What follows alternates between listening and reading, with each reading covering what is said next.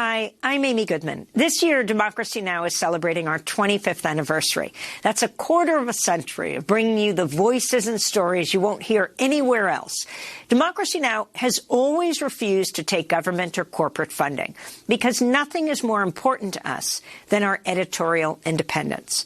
But that means we rely on you, our audience, for support.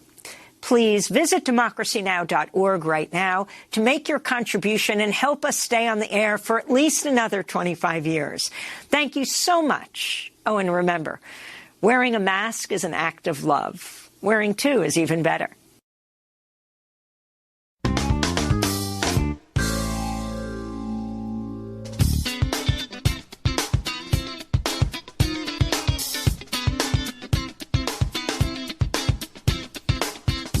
From New York, this is Democracy Now! To understand the Second Amendment is to understand that it's not about guns, it's about anti-blackness. It is about controlling black people. As gun deaths soar in the United States, we look at the racist roots of the Second Amendment. We'll speak with Emory University professor Carol Anderson, author of the new book, The Second, Race and Guns in a Fatally Unequal America. Plus, we'll talk with her about the Republican assault on voting rights.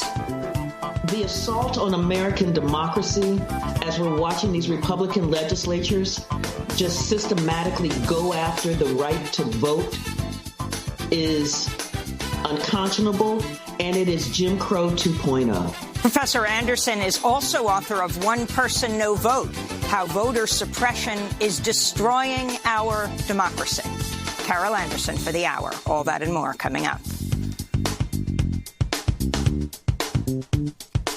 Welcome to Democracy Now!, democracynow.org, The Quarantine Report. I'm Amy Goodman. Israeli opposition leaders say they've reached a deal to form a coalition government that would end Benjamin Netanyahu's 12-year reign as prime minister. The deal would see far-right politician Naftali Bennett serve as prime minister for 2 years, followed by opposition leader Yair Lapid for 2 years after that. It's not at all clear whether the coalition might last that long. The new government includes a small party of Palestinian citizens of Israel known as the United Arab List. Netanyahu, who is scrambling to derail the newly announced coalition, today blasted it as, quote, dangerous left-wing government. Naftali Bennett is a tech multimillionaire who entered politics in 2006 as a senior aide to Benjamin Netanyahu.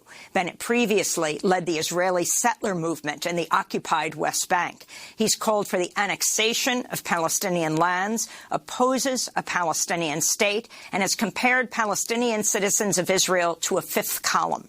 At the White House, Press Secretary Jen Psaki on Wednesday refused to answer a reporter's question about whether Bennett would be a partner for peace in Israel. Does Biden have a view on Naftali Bennett's past statements about annexing the West Bank and negating a two-state solution? How will Biden approach clear differences there on an issue? And does he still think he has a partner for peace in an Israeli government led by Bennett?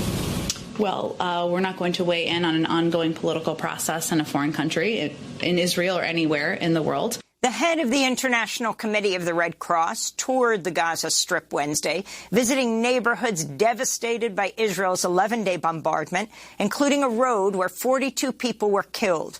This is ICRC Director General Robert Mardini. It's really heartbreaking to see and to hear about the people who paid the ultimate cost of this escalation, women, children, civilians who were living safely in their apartments and were caught in this rubble that we see behind us. Israel's assault on Gaza killed 256 Palestinians, including at least 66 children, while rockets fired from Gaza killed 12 civilians in Israel, including 2 children. The heads of the International Monetary Fund, World Bank, World Trade Organization, and World Health Organization are promoting a $50 billion plan to increase vaccine access and end the pandemic faster.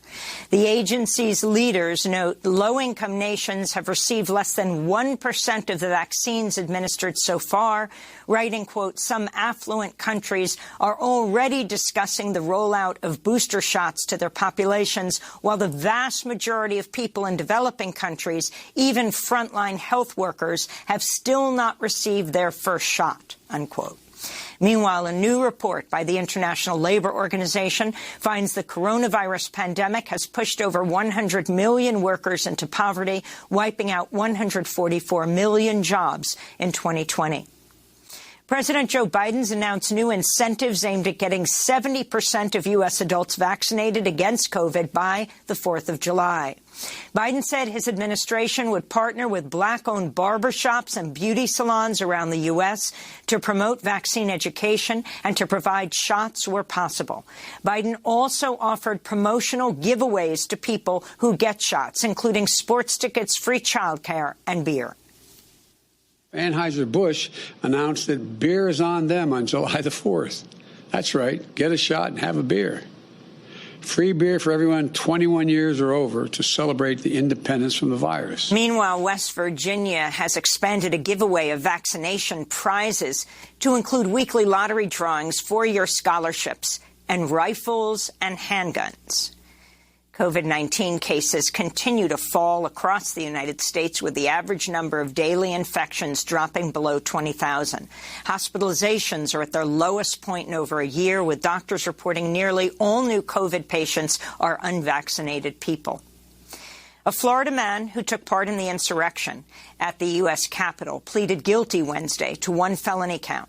Paul Hodgkins, who carried a Trump flag as he breached the Senate on January 6th, is just the second person to plead guilty and likely faces a maximum sentence of 21 months in prison, as well as thousands of dollars in fines. Meanwhile, former President Trump has reportedly been telling people he expects to be reinstated as president by August. Earlier this week, Trump discontinued his blog after just 29 days due to low readership. Calls are growing to abolish the filibuster in order to pass federal protections for voting rights as Republicans push voter suppression bills around the country. On Wednesday, President Biden called again for passage of the For the People Act and the John Lewis Voting Rights Act. California Congressmember Barbara Lee tweeted in response, quote, "It's either uphold the filibuster or uphold our democracy." But Democratic Senators Joe Manchin of West Virginia and Kristen Sinema of Arizona have staunchly opposed doing away with the filibuster, which would allow Democrats to pass legislation with a simple majority. Senator Sinema was pressed on the issue yesterday as she appeared with Texas Republican Senator John Cornyn. Well, as folks in Arizona know, I've long been a supporter of the filibuster because it is a tool that protects the democracy of our nation, rather than allowing our country to ricochet wildly every 2 to 4 years back and forth between policies. International pressure is mounting for Ethiopia to declare a ceasefire and allow for delivery of aid to the northern Tigray region, where millions of people are now facing famine. The UN says over 90% of people in the area need emergency food aid after months of conflict and displacement. There have also been many reports of sexual violence and indiscriminate killings since the fighting erupted in November of last year. Earlier this week, reports were published of a May 8th attack in which Eritrean soldiers killed 19 civilians, mostly children and women, in a Tigray village. One of Sri Lanka's biggest environmental disasters on record is set to get even worse after a stricken cargo ship carrying tons of chemicals began sinking in the Indian Ocean. Officials are now bracing for an oil spill from about 350 metric tons of oil loaded in the sinking ship's fuel tanks. This week, Sri Lanka temporarily banned fishing along a 50-mile stretch of coastline, devastating Sri Lanka's fishing industry. The ship has dealt a death blow to our lives. We can't go to the sea, which means we can't make a living.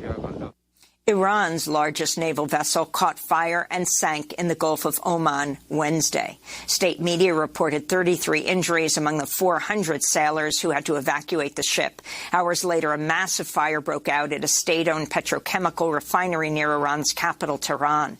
It's not clear what caused the fires, which raised speculation they were the latest in a string of sabotage attacks by Israel. The disasters came as a European Union envoy leading talks on restoring the Iran nuclear deal predicted an agreement will be reached next week. The first Iran nuclear deal was signed in 2015, but fell apart in 2018 after former President Trump withdrew the U.S. from the agreement, which has been opposed by Israel.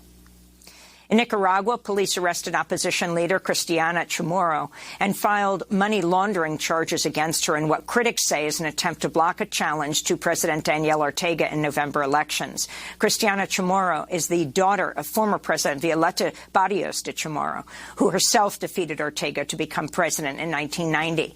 In 2018, anti-government protests erupted in Nicaragua demanding Daniel Ortega step down and release political prisoners. Rights groups say police and pro-government militias killed hundreds during the uprising. Ortega has also come under fire for refusing to take public health measures to protect Nicaraguans from the pandemic.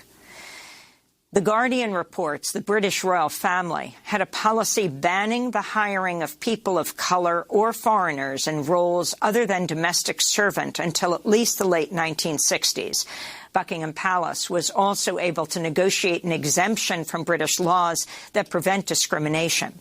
The revelations come as the royal family is still grappling with the fallout from an explosive March interview with Meghan Markle and Prince Harry, in which Meghan Markle revealed a member of the royal family expressed concern about her then unborn baby's skin color. In the interview, Markle shared with Oprah Winfrey her mental health struggles during her time as a royal. Back in the United States, Texas Republican Governor Greg Abbott is attempting to revoke licenses for state child care facilities that shelter unaccompanied asylum-seeking minors. If successful, children and teenagers would be forced to stay in immigration jails run by Customs and Border Protection and unlicensed temporary facilities, which are overcrowded and are not equipped to care for them. The Department of Health and Human Services, which oversees the state shelters, says they do not intend to close any centers as a result of Governor Abbott's order. Former Housing and Urban Development Secretary and San Antonio Mayor Julian Castro tweeted, quote, "This is a cruel political tantrum at the expense of children." California Governor Gavin Newsom has granted 14 pardons, 13 commutations, and 8 medical reprieves. Among those pardoned are 2 formerly incarcerated firefighters who face deportation. Kauseli and Bunchan Keola were both born in Laos, but brought to the United States as small children. Keola was incarcerated for over 2 decades after he was prosecuted as an adult for a crime he committed when he was 16 years old. He suffered a near-fatal injury battling California's record-shattering wildfires last year.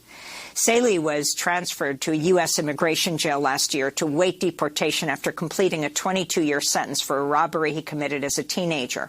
Both men have rejoined their families over the weekend. And in Dallas, Texas, a high school class Victorian tossed out her pre-approved commencement speech at her graduation Sunday and instead delivered a passionate denouncement of Texas's assault on reproductive rights. Lake Highlands High School graduate Paxton Smith was responding to a bill signed last month by Republican Governor Greg Abbott banning all abortions about 6 weeks into a pregnancy.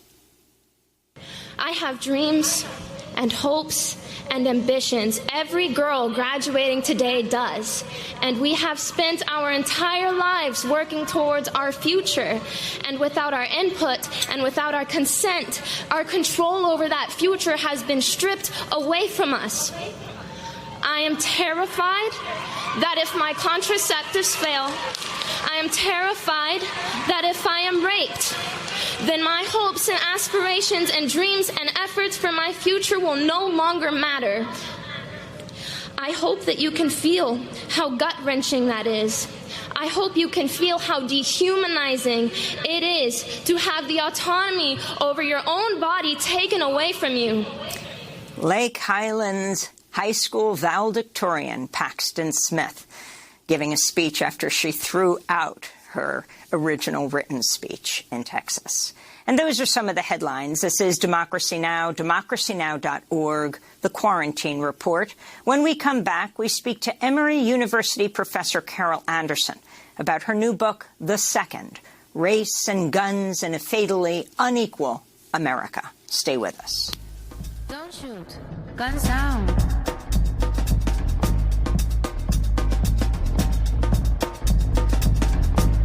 Don't shoot. Guns down.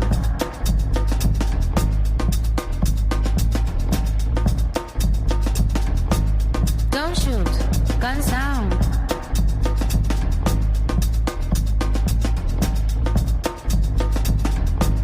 Don't shoot. Guns down.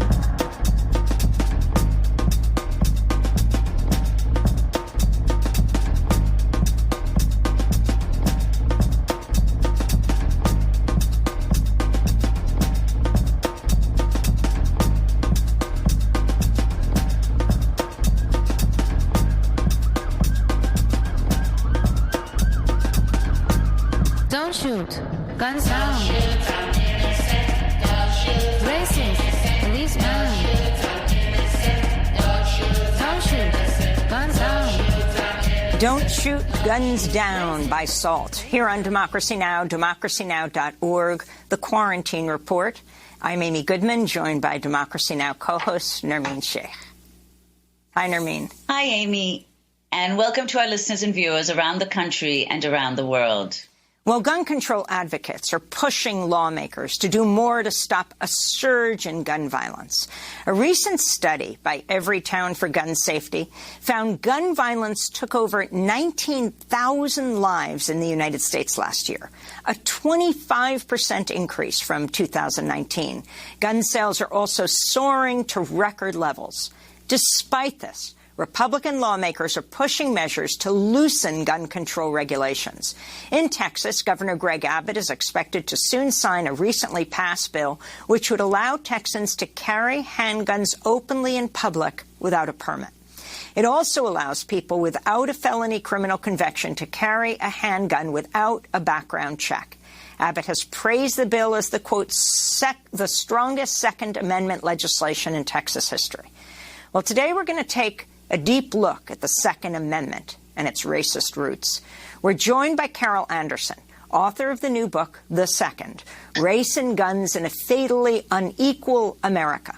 Professor Anderson details how the Second Amendment was written to empower local militia groups to put down slave revolts and protect plantation owners.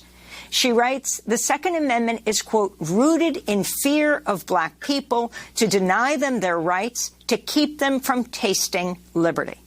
Carol Anderson joins us from Atlanta, where she's professor at Emory University. She's also the author of One Person, No Vote, How Voter Suppression is Destroying Our Democracy, and White Rage, The Unspoken Truth of Our Racial Divide. Professor Anderson, it's great to have you back on Democracy Now! Congratulations on the publication of your book. And one warning, no sound bites. So this book is really an epic work. It is a retelling, a reframing of an amendment that we have rarely heard talked about in this way. Can you go back in time to the founding fathers, as they say, and talk about where the Second Amendment came from? Teach. Thank you. This emerged out of the fear of black people from slavery, that there was this massive fear about these slave revolts, black people demanding their freedom, being willing to have an uprising to gain their freedom. And what that meant then was that you had this language of, we've got to keep this ferocious monster in chains. And you saw with each revolt, with each uprising, a series of statutes being put in place to say that African American, that the enslaved, that black people could not own weapons, that they could not have access to weapons. And you also saw the rise and the structure of slave patrols and militias that were there and designed to contain that black population. as the nation began to develop, as you had this war of independence, there was this fear of arming Black people, the fear that even free Blacks who were armed would provide a kind of sense of what freedom looked like to the enslaved. But the exigencies of war required that arming, required having Black folks in the Continental Army. But as the nation developed after that war, one of the things that you had happening was with the Constitution, with the drafting of the Constitution, because the militias themselves had proven so untrustworthy, unreliable as a force to fight against the British invasion, that James Madison, in drafting the Constitution, had language in there that you would have federal control of the militias. Well, when the Constitution went up for ratification to the states, by the time it got to Virginia, the anti-federalists in Virginia were in an uproar. George Mason and Patrick Henry were thinking about this militia being under the control of the federal government. They were like, we will be left defenseless. We cannot trust the federal government that has these folks from Pennsylvania and these folks from Massachusetts to be willing to engage the militia when the slaves revolt. We cannot trust the federal government to protect us. We will be left defenseless. And they began to demand a Bill of Rights that would provide protection, that would curtail federal power. And they began to demand as well a new constitutional convention. That threat of what that meant sent James Madison into the first Congress determined to write a Bill of Rights that would quell that dissent, that would short circuit that movement for a new constitutional convention.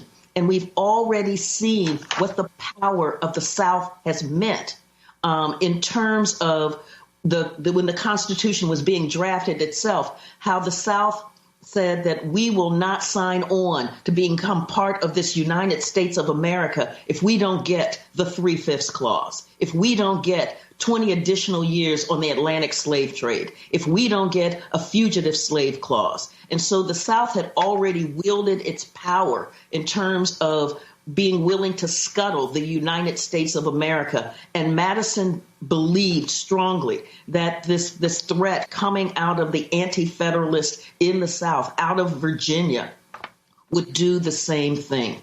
And that becomes the basis for this Second Amendment.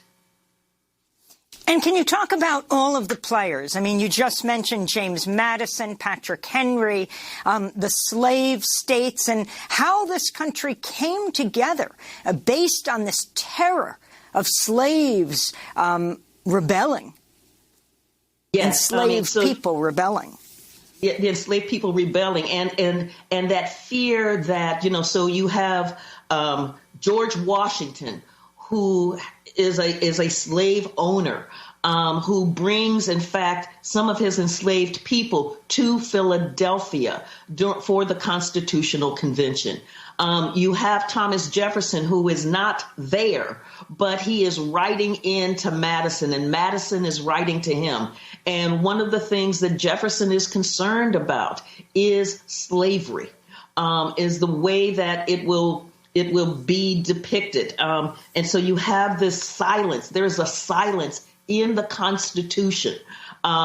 It's hovering over the formation of the Constitution like Banquo's ghost, haunting it, in shaping it, but not being explicitly said. But it is the power that is creating this sophistry, this really weird, we believe in freedom and equality, but we want 20 additional years on the Atlantic slave trade. What they said in South Carolina was that South Carolina would be just a backward place. Our wealth comes from the Negroes. That is our natural resource, and we must protect it at all cost. So this is what is the part of the tectonic plates moving at this time in this founding of this nation. Professor Anderson, could you also explain the significance of the Uniform Militia Act of 1792 and its role in ensuring that weapons and guns remained in the hands of white people? Yes, and so one of the first laws passed by Congress was the Uniform Militia Act of 1792. What it said was that all able-bodied white men between the ages of 18 and 45 would have to be part of the militia. And so here in the law, it is specifying white men. And it said that they must own a gun. This is part of, the militia is part of citizenship.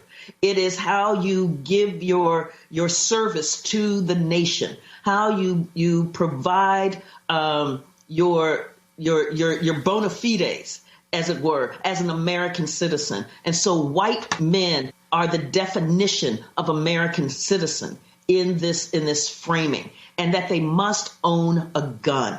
And so what you see here is that the militia is given this high status in terms of what it means to be able to control an unruly population, what is seen as a dangerous population.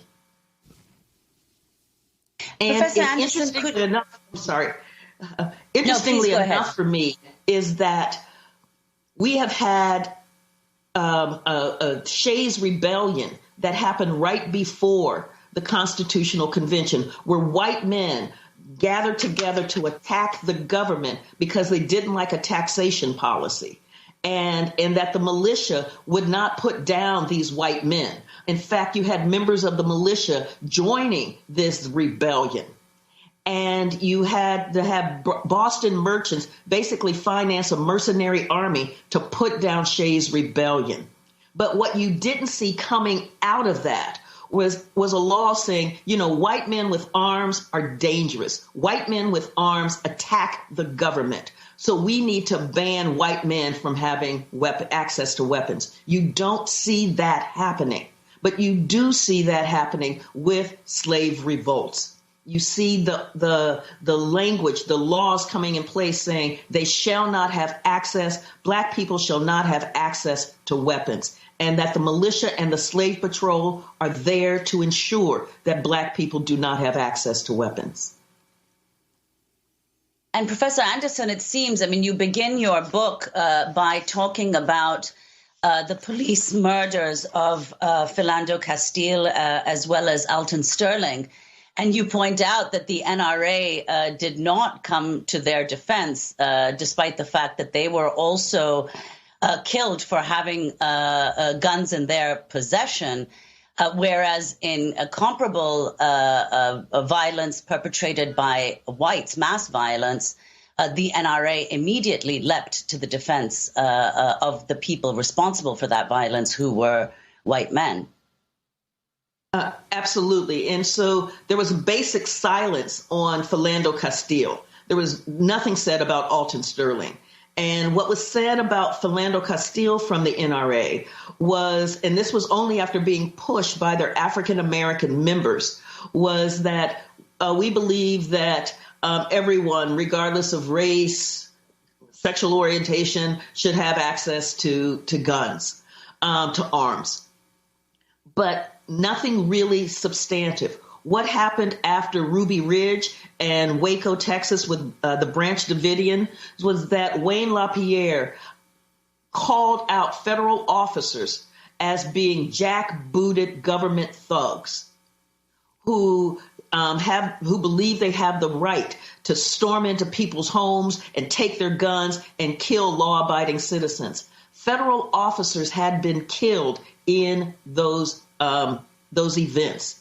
And so to then label the response as jackbooted thugs when you get silence with Philando Castile It really led me to, as journalists were asking, don't African Americans have Second Amendment rights? And that's what sent me down this path all the way to the 17th century to be able to answer that question.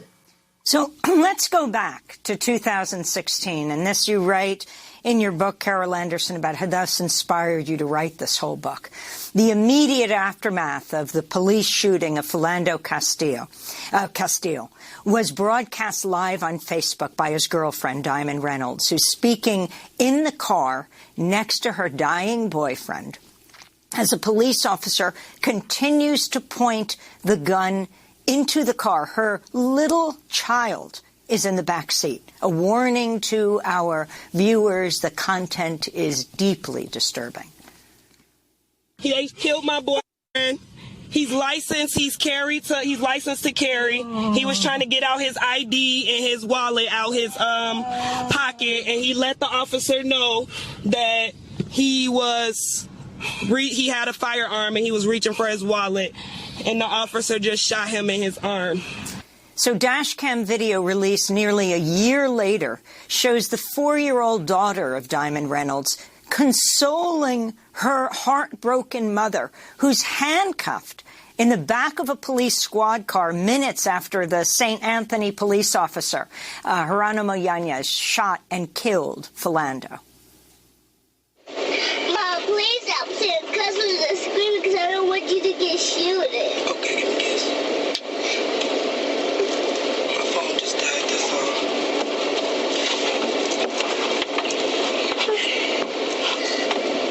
I could keep her safe. It's okay, I got it, okay?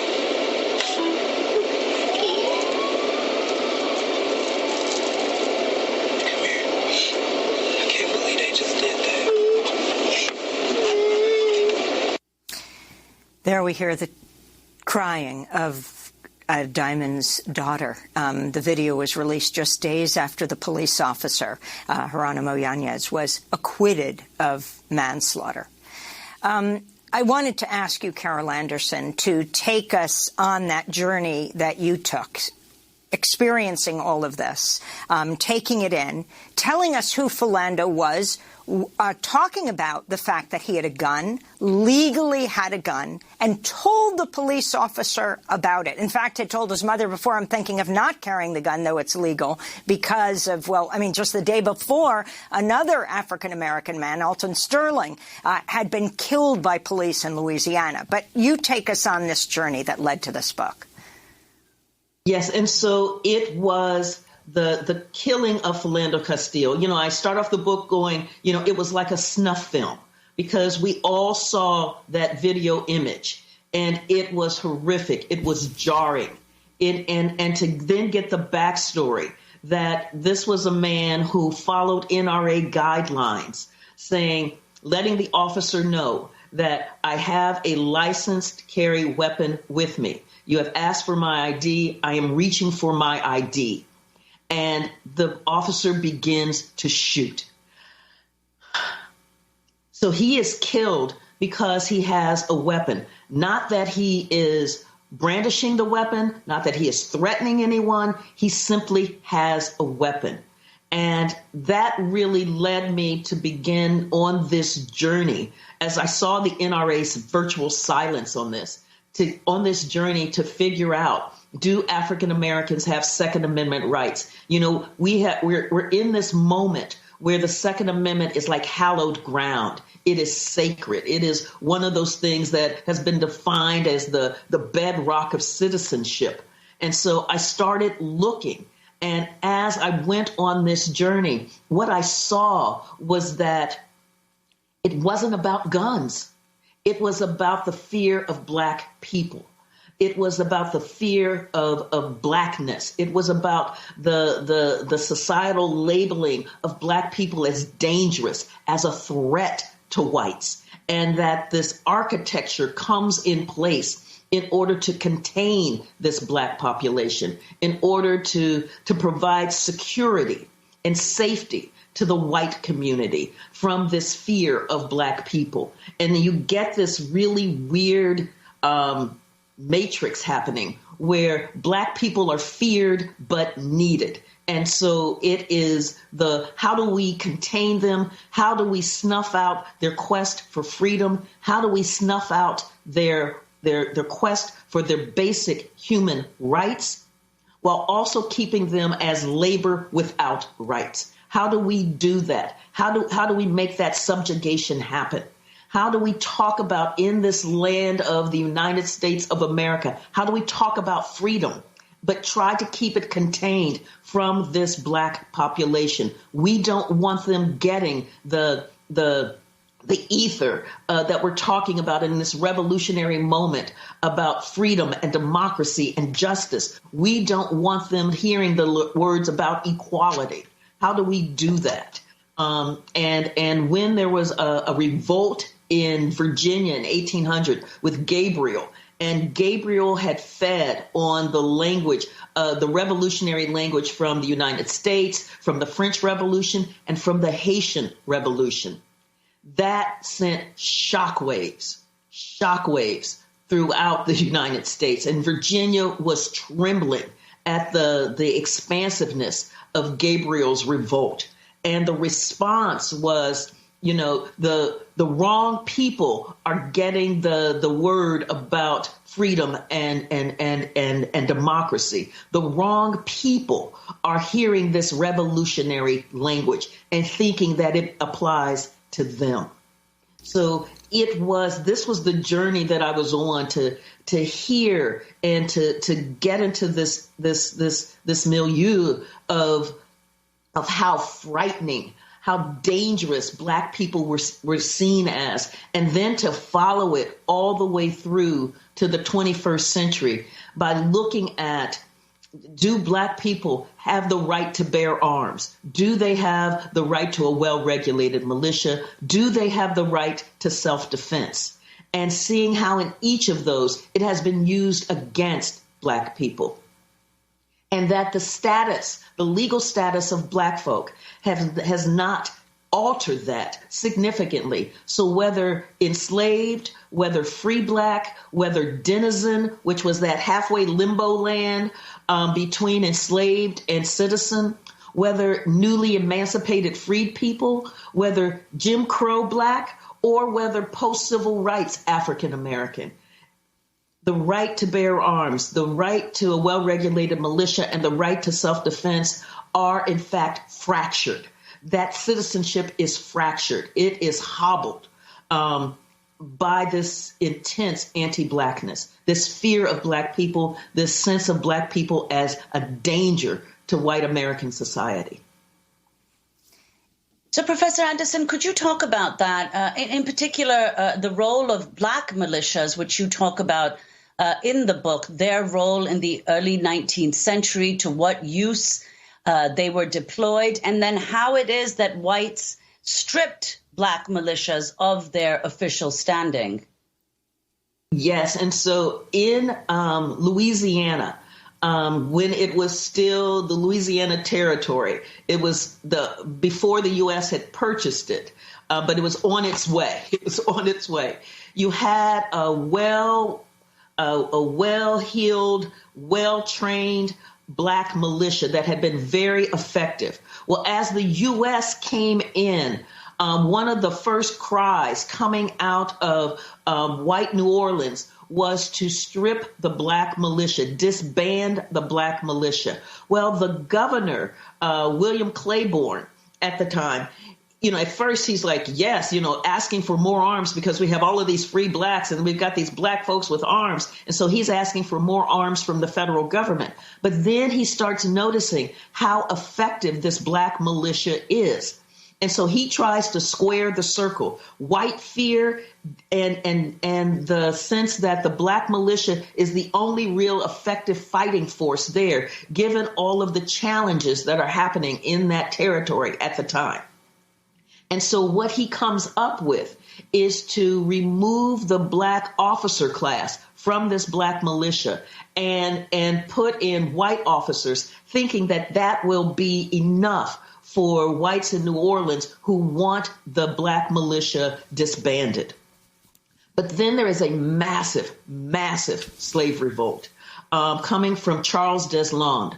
And this massive slave revolt that included somewhere between 150 to 500 people headed to New Orleans, headed to what they believed was freedom, just sent terror through what is called the German coast of Louisiana. And so William Claiborne, seeing this massive movement, this massive slave revolt, in fact, begins to enlist the black militia as part of the forces to take on this slave revolt. And the slave revolt is crushed. The U.S. Army comes in, the U.S. Navy comes in. You have the white militia that is there, but the black militia is very effective. And so you have a black militia fighting against black folk who are enslaved and trying to be free. The reward that the black militia received for this was a further push to be disbanded, further push to not have access to be able to purchase arms. They put a law in place that folks of color, black people, could not buy arms. Then came the War of 1812, and Andrew Jackson is the leader, the military leader, and he sees the British coming in this Battle of New Orleans. And he sees this black militia, and he's telling Claiborne, we need them. This is an effective fighting force. And Claiborne's like, yes, they are. But I'm telling you, they're just not feeling it right now because of the way we treat them. And he's like, I will treat them equally. I will treat them with the honor that all soldiers should have. And they will be paid equal to whites. They will receive the same pay. And besides the black militia, I want 2 additional battalions. Claiborne came back and said, you can get the black militia, but getting 2 additional battalions is going to be difficult because whites in this area believe that arming them is arming the enemy.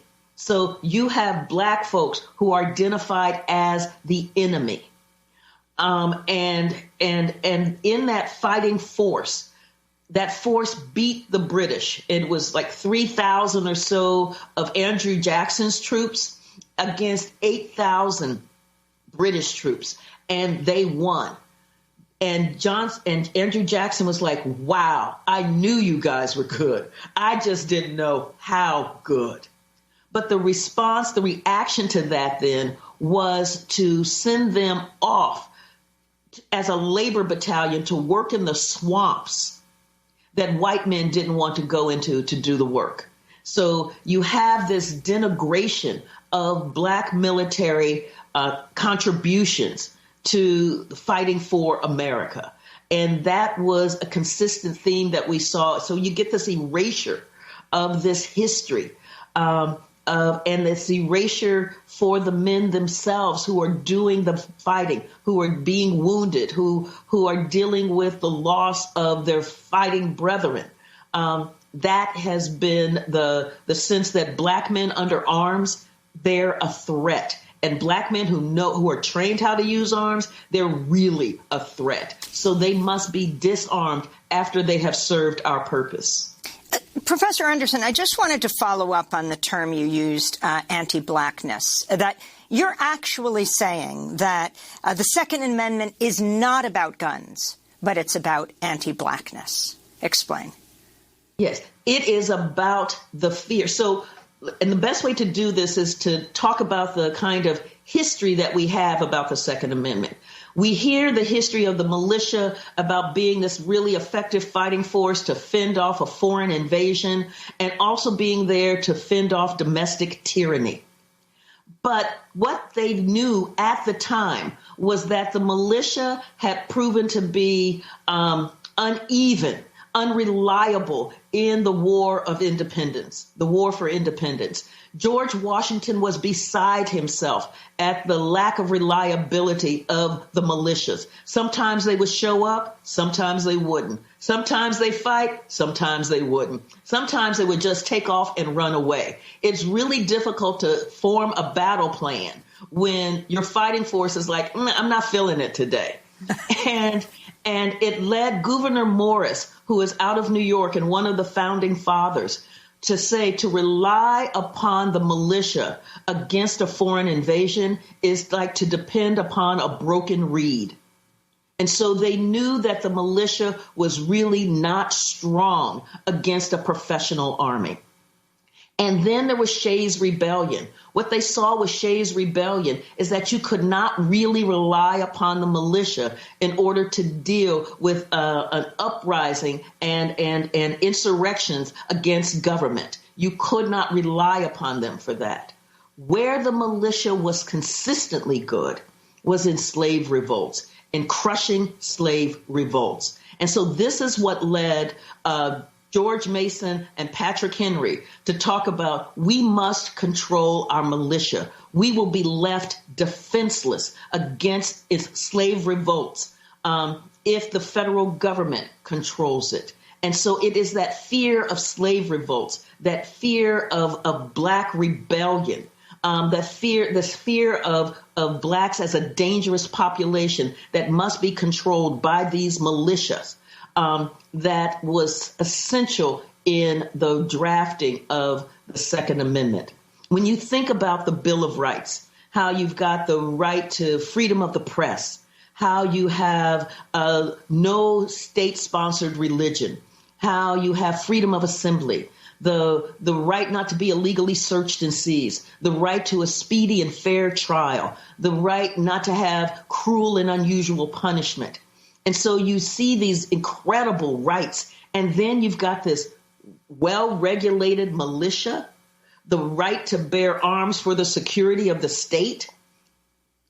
That amendment is an outlier in this Bill of Rights, and that outlier is because it was the payoff to the South to have a force under state control that could contain Black aspirations, Black freedom quests, that could contain what is seen as a dangerous Black population. Carol Anderson, we have to break, but then we're going to come back to this conversation. Carol Anderson is professor at Emory University in Atlanta, Georgia. Her book is just out this week, The Second, Race and Guns in a Fatally Unequal America. Stay with us.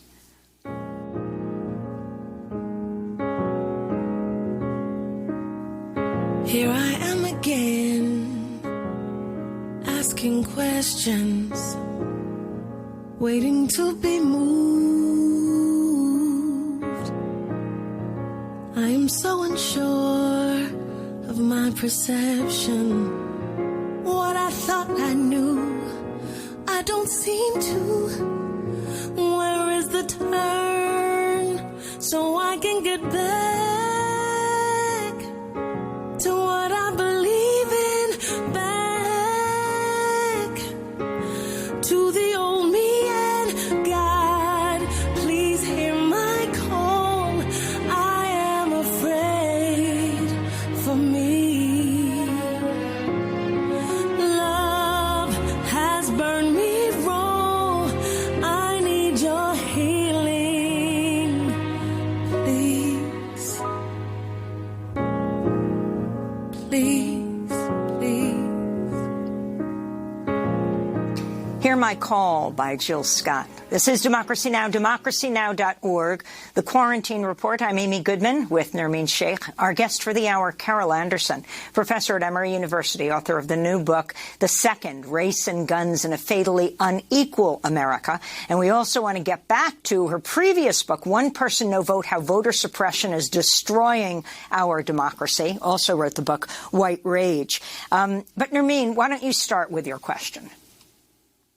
So, Professor Anderson, another issue that you raise in the book as absolutely critical has to do with the denial of the rights of citizenship to Blacks. So if you could explain the crucial Supreme Court decision here, Dred Scott versus Sanford in 1857, and how even after the 14th Amendment was passed, Dred Scott continued to take precedence.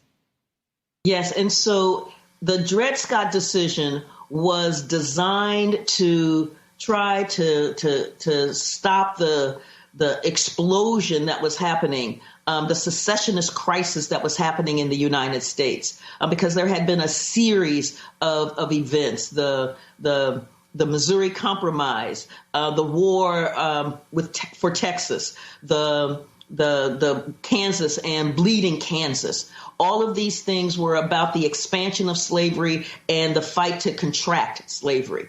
And so the Dred Scott decision. So Dred Scott was a black man who was enslaved, and his owner had taken him to free soil states, Wisconsin and to Illinois.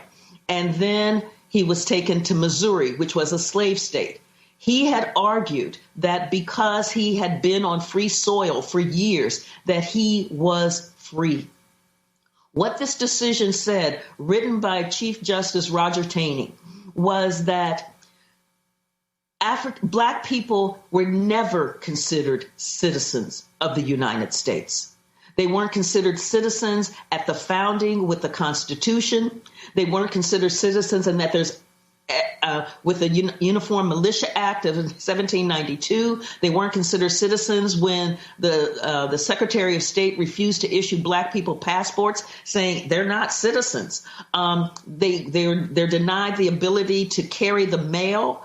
All of these things prove that they're not citizens. He said in this decision, if they were citizens, they would be able to go easily from state to state. But there were laws that prevented that. And he said, and they would be able to carry arms wherever they went.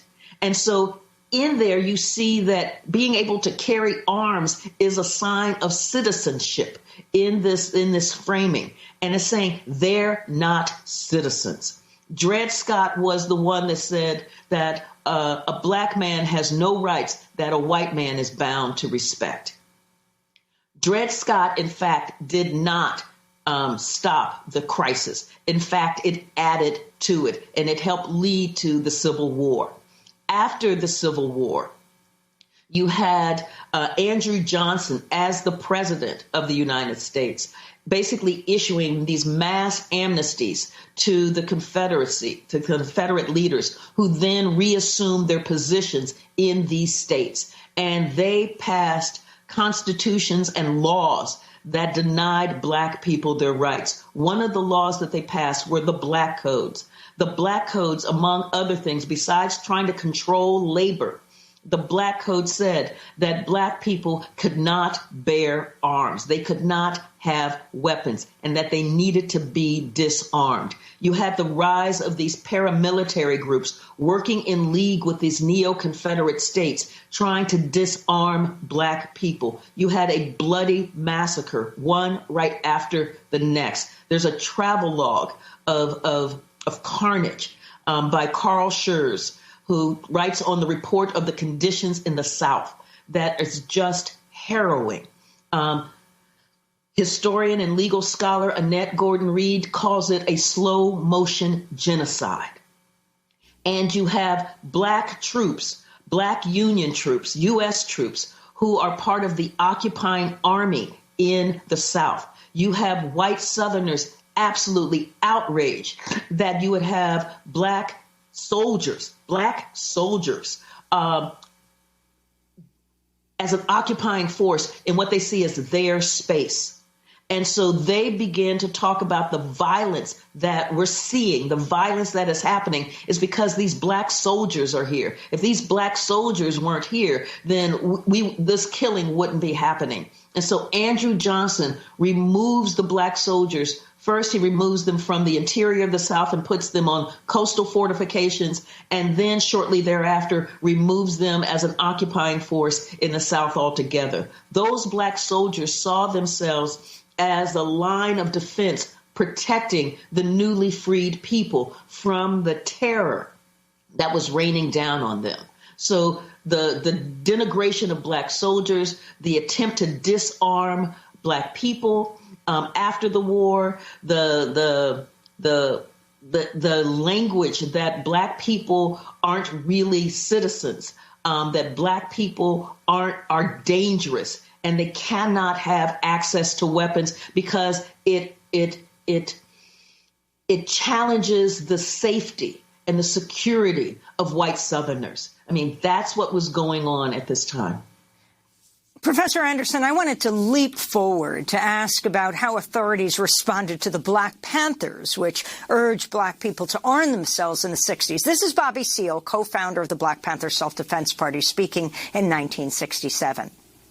The Black Panther Party for Self-Defense calls upon the American people in general and the black people in particular to take full note of the racist California legislature, which is now considering legislation aimed at keeping the black people disarmed and powerless at the very same time that racist police agencies throughout the country are intensifying the terror, brutality, murder, and repression of black people.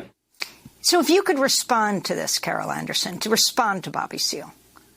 Yeah, so what Bobby Seale is talking about is the depth of the police violence and brutality that was raining down on the black community. The uprisings that we saw in Watts, in Cleveland, in Newark, in Detroit, were all fueled not only by those horrific conditions in those places, but also by police brutality. And the Black Panther Party for Self-Defense was founded as a response to the brutality of the Oakland Police Department. And so what the Black Panthers did, they said, we will police the police. They knew what the law said about open carry in California. And they also knew what the law said about the distance that you had to maintain from a police officer arresting someone. So the Black Panthers would come to those arrests fully armed with the kinds of legal weapons that they were allowed to have. And the police did not like it. They did not like it. And so the Oakland Police Department went to Don Mulford, an assemblyman, a California assemblyman, and said, we need your help. We need to make what the Black Panthers are doing illegal, because currently it's legal. We stop them, but they've got the right kinds of weapons. We can't arrest them for what they're doing. We need to be able to make their work illegal. And so what Mulford did with the help of the NRA was to write the Mulford Act, which banned open carry, which was a gun control act. And it was a gun control act targeted at the Black Panthers. So Mulford said, no, there's no racial targeting in this at all. This is about the Klan as well. But it wasn't. The letters make it really clear that the genesis for this, the catalyst for it, was how do we curtail the Black Panthers? How do we make them illegal? Fascinatingly, moving forward 20 years, I want to go to former Supreme Court Chief Justice Warren Burger, 1991, appearing on the MacNeil-Lehrer NewsHour. If I were writing the Bill of Rights now, there wouldn't be any such thing as the Second Amendment. Which says? That a well-regulated militia being necessary for the defense of the state, the people's rights to bear arms. This has been the subject of one of the greatest pieces of fraud, I repeat the word fraud, on the American public by special interest groups that I have ever seen in my lifetime. This has been the greatest fraud. We're going to have to end with this final comment of yours, Professor Anderson. Yes, and that fraud has been that swaddling of the Second Amendment in the flag, in patriotism, in a sense of that the militia were there to protect and defend democracy, when in fact the militia were there designed to control Black people and deny Black people their rights. So in the Second Amendment, what we have in the Bill of Rights is the right to destroy Black people's rights. That is anathema. That is what has been committed. What most shocked you in your research? How consistent this anti-Blackness was and how it carries through to today with stand your ground laws, how it carries through with the ways that Black people are seen as threats, as monsters, as dangerous, simply because of their very being, and that puts a crosshairs on them. That is, writing this book was hard. Because writing about the past and carrying it to the future in the midst of the killing of George Floyd, Ahmaud Arbery, Breonna Taylor, was just, in the midst of the pandemic, was just a lot. Well, Professor Carol Anderson, we want to thank you so much for this book. Professor at Emory University, the book, The Second, Race and Guns in a Fatally Unequal America. Also author of One Person, No Vote, How Voter Suppression's Destroying Our Democracy, and White Rage, The Unspoken Truth of Our Racial Divide. That does it for our show. A happy belated birthday to Angie Karen.